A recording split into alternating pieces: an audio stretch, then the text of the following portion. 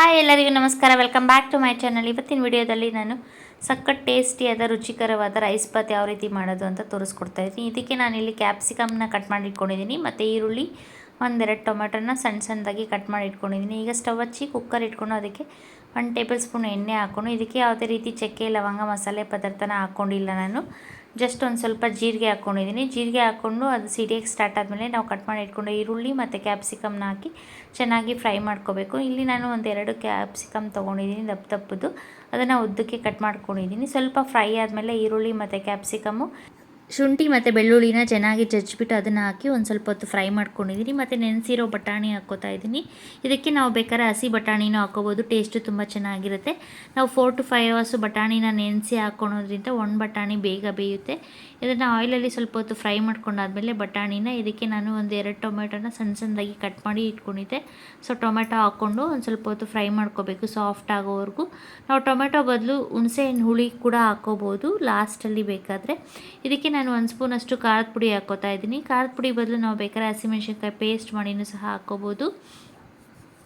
ಖಾರದ ಪುಡಿ ಹಾಕಿ ಆದಮೇಲೆ ಇದಕ್ಕೆ ನಾನು 2 ಸ್ಪೂನಷ್ಟು ವಾಂಗಿಬಾತ್ ಪೌಡರ್ ಹಾಕ್ಕೋತಾ ಇದ್ದೀನಿ. ಈ ಪೌಡರ್ನ ನಾನು ಮನೆಯಲ್ಲೇ ಮಾಡಿಟ್ಕೊಂಡಿದ್ದೆ. ಸೊ ಕಡಲೆಬೇಳೆ, ಉದ್ದಿನಬೇಳೆ ಮತ್ತು ಒಂದು ಸ್ವಲ್ಪ ಧನಿಯಾ ಹಾಕಿ, ಚಕ್ಕೆ ಲವಂಗ ಮರಾಠಿ ಮೊಗ್ಗು ಹಾಕಿ ಹುರ್ಕೊಂಡು ನಾನು ಪೌಡ್ರ್ ಮಾಡಿ ಇಟ್ಕೋತೀನಿ. ವಾಂಗಿಬಾತ್ ಪೌಡರ್ನ ಸ್ಟೋರ್ ಮಾಡಿ ಇಟ್ಕೊಂಡಿರ್ತೀನಿ. ಸೊ ಅದೇ ಪೌಡರ್ನ ಇಲ್ಲಿ ನಾನು 2 ಸ್ಪೂನಷ್ಟು ಹಾಕ್ಕೊಂಡಿದ್ದೀನಿ.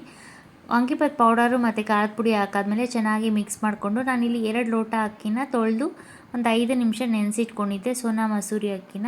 ಅದೇ ಅಕ್ಕಿನ ನಾನು ಇಲ್ಲಿ ಹಾಕ್ಕೋತಾ ಇದ್ದೀನಿ. 2 ಲೋಟ ಅಕ್ಕಿಗೆ ಇಲ್ಲಿ ನಾನು 4 ಲೋಟ ಆಗೋಷ್ಟು ನೀರು ಹಾಕ್ಕೊಂಡಿದ್ದೀನಿ. ನೀರು ಹಾಕಿ ಆದಮೇಲೆ ಇದಕ್ಕೆ ರುಚಿಗೆ ತಕ್ಕಷ್ಟು ಉಪ್ಪು ಹಾಕ್ಕೊಂಡು ಒಂದು ಸ್ವಲ್ಪ ಅರಿಶಿನ ಪುಡಿ ಹಾಕಿ ಕುಕ್ಕರ್ ಮುಚ್ಚಳ ಮುಚ್ಚಿ ಒಂದು 2 ರಿಂದ 3 ವಿಷಿಲ್ ಕೂಗಿಸ್ಕೊಂಡ್ರೆ ಕ್ಯಾಪ್ಸಿಕಮ್ ರೈಸ್ ಬಾತ್ ಅಥವಾ ಕುಕ್ಕರಲ್ಲಿ ಮಾಡೋ ಕ್ಯಾಪ್ಸಿಕಮ್ ವಾಂಗಿಬಾತು ರೆಡಿ ಆಗುತ್ತೆ ನೋಡಿ. ಈಗ ಉಪ್ಪು ಹಾಕಿ ಚೆನ್ನಾಗಿ ಮಿಕ್ಸ್ ಮಾಡಿಕೊಂಡು ನಾನಿಲ್ಲಿ ಕುಕ್ಕರ್ ಮುಚ್ಚಳ ಹಾಕಿ ಒಂದೆರಡು ವಿಷಿಲ್ ಕೂಗಿಸ್ಕೊಂಡಿದ್ದೀನಿ.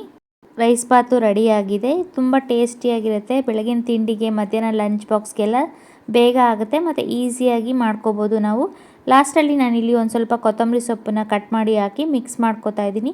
ನಾವು ಬೇಕಂದರೆ ಇದಕ್ಕೆ ಒಂದು ಸ್ವಲ್ಪ ಲೆಮನ್ ಜ್ಯೂಸನ್ನು ಕೂಡ ಹಾಕ್ಕೋಬೋದು, ಟೇಸ್ಟು ತುಂಬ ಚೆನ್ನಾಗಿರುತ್ತೆ. ಸ್ಟಾರ್ಟಿಂಗ್ ಆಯಿಲ್ ಹಾಕಿದಾಗ ಒಂದು ಸ್ವಲ್ಪ ಆಯಿಲು ಮತ್ತು ಒಂದು ಸ್ವಲ್ಪ ತುಪ್ಪ ಹಾಕಿ ಮಿಕ್ಸ್ ಮಾಡಿಕೊಂಡ್ರೆ ಇನ್ನೂ ತುಂಬ ಚೆನ್ನಾಗಿರುತ್ತೆ. ಈಗ ರುಚಿಕರವಾದ ಕ್ಯಾಪ್ಸಿಕಮ್ ರೈಸ್ ಬಾತ್ ಅಥವಾ ವಾಂಗಿಬಾತು ರೆಡಿಯಾಗಿದೆ. ಸಖತ್ ಟೇಸ್ಟಿಯಾಗಿದೆ ಮತ್ತು ಉದ್ರುದ್ರಾಗಿದೆ. ಸೊ ನಾನು ಮಾಡೋ ವೀಡಿಯೋಸ್ ನಿಮ್ಗೆ ಇಷ್ಟ ಆದರೆ ಪ್ಲೀಸ್ ಲೈಕ್ ಮಾಡಿ, ಶೇರ್ ಮಾಡಿ ಮತ್ತು ಸಬ್ಸ್ಕ್ರೈಬ್ ಮಾಡಿ. Thanks for watching.